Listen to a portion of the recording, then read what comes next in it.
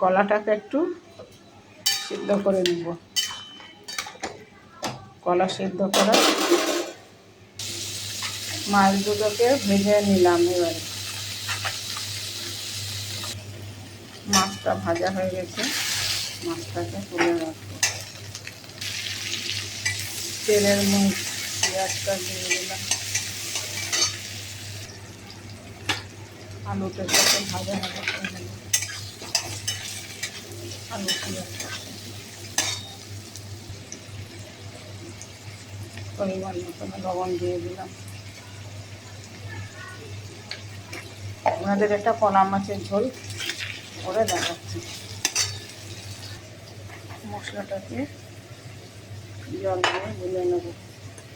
হলুদ, গুঁড়ো লঙ্কা, জিরে গুঁড়ো দিয়ে মশলাটাকে একসাথে কাটা চলে গেছে।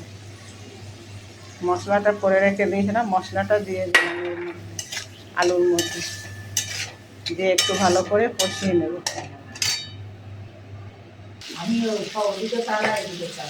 কলা সিদ্ধ করে রেখে দিয়েছিলাম, ওইটা দিয়ে দিলাম।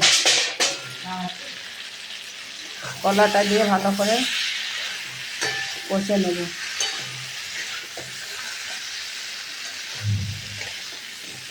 সামান্য একটু জল দিয়ে দিলাম।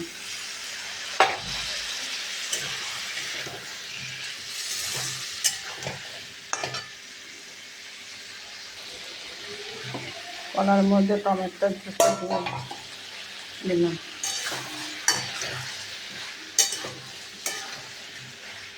টমেটোটা দিয়ে ভালো করে কলাটাকে কষে নেব।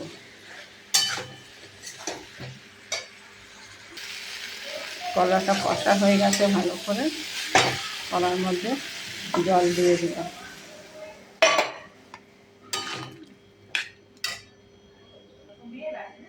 কলাটার মধ্যে ঝোল দিয়ে দিলাম।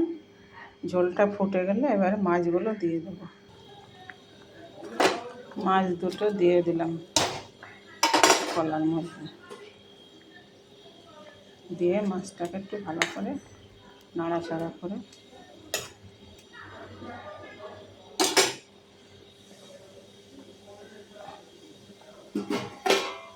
ঢাকাটা 10 মিনিট চাপা দিয়ে রাখবো। কলার ঝোল রান্না কমপ্লিট। কত সুন্দর কালার হয়েছে দেখছেন। একটু জিরের গুঁড়ো ছড়িয়ে দিলাম কলাটার মধ্যে, কলাটার সেন্ট ভালো লাগবে। কত সুন্দর কালার। এইভাবে আপনারা কলার ঝোল বানিয়ে খেয়ে দেখবেন, খেতে খুব ভালো লাগে। যে কোনো মানুষের জন্য, শরীরের জন্য খুবই ভালো এই কলার ঝোলটা। কালারটা কত সুন্দর হয়েছে দেখছেন। রান্না কমপ্লিট, এবারে পরিবেশন করার পালা।